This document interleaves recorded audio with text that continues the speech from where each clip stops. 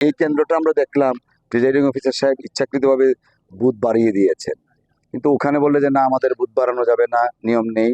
তারপরে আবার ওই যে ভোটার যে বই থাকে আধা ঘন্টা পরে বইটা সাপ্লাই দিচ্ছে, এরকম স্পেসিফিক 2-4টা কেন্দ্র আমি পেয়েছি। এটা খুব দুঃখজনক। আমার মনে হচ্ছে যে এই রক্তস্নাত এই জুলাইয়ের পরে এইরকম মানসিকতা আমাদের অনেকেরই থাকা উচিত না। বুঝাই যায় যে ইচ্ছাকৃতভাবে ভোটের গতিটা কমানো হচ্ছে। আর কিছু কিছু জায়গায় জাল ভোট পড়েছে, যেমন আমি নাজিরপুরে নলচাপড়া কেন্দ্রের কথা শুনলাম, এরকম আরো 2-1টা জায়গায় জাল ভোট পড়েছে। সবকিছু মিলিয়ে আমি মনে করি যে রক্ত স্নাত বিপ্লবের মাধ্যমে আমরা আজকে ভোটের স্বাধীনতা, ভোটাধিকার প্রতিষ্ঠা করতে পেরেছি।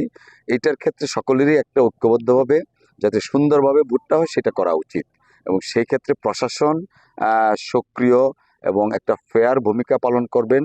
কারণ এই মানুষগুলা গত 3-4টা ইলেকশনে ভোট দিতে পারেনি। গত 3-4টা ইলেকশন ছিল ফ্যাসিস্ট রেজিম প্রধান শেখ হাসিনার ওয়াজেদের ক্ষমতার নবায়নের একটা প্রক্রিয়া।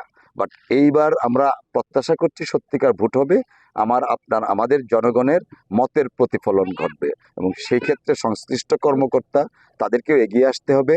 ভোটের যে ধীরগতি সেইটা না করে কিভাবে এক্সপেডাইট করা যায় সেই জিনিসটা ওনারা বিবেচনা করবেন।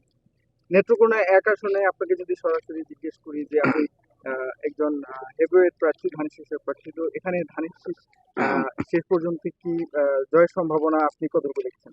এটা জয়ের সম্ভাবনা তো আমি মনে করি যে আমরা বিগত প্রায় 18-19 বছর গণতন্ত্র পুনরুদ্ধার, ভোটাধিকার পুনরুদ্ধারের জন্য আমরা রাজপথে ছিলাম, আন্দোলন সংগ্রাম করেছি। পার্টিকুলারলি গত 1.5-2 বছর যাবৎ আমি বিভিন্ন সামাজিক কর্মকাণ্ড করে যাচ্ছি। আমার প্রত্যাশা এবং অনুরোধ থাকবে আমাদের যারা ভোটার আছেন আমাদের সমস্ত দিক বিবেচনা করে ইনশাল্লাহ জয়ের দিকে আমরা ধাবিত হচ্ছি ইনশাল্লাহ। সকলের উদ্দেশ্যে আপনার আর কি কোনো বার্তা আছে? আমার বার্তা এটাই যে আমরা চাই সুন্দর একটা গণতান্ত্রিক বাংলাদেশ, আর পার্টিকুলারলি মানবিক দুর্গাপুর গড়ে তুলতে চাই, মানবিক কলমাকান্দা গড়ে তুলতে চাই, যেখানে হিন্দু, মুসলমান, বৌদ্ধ, খ্রিস্টান সকলেই মিলেমিশে আমরা থাকবো, এবং আগামী দিনে দুর্গাপুরবাসীর যে কাঙ্ক্ষিত উন্নয়ন, সে উন্নয়ন করার জন্যই আমি প্রচেষ্টা চালাচ্ছি এবং অব্যাহত থাকবে ইনশাআল্লাহ।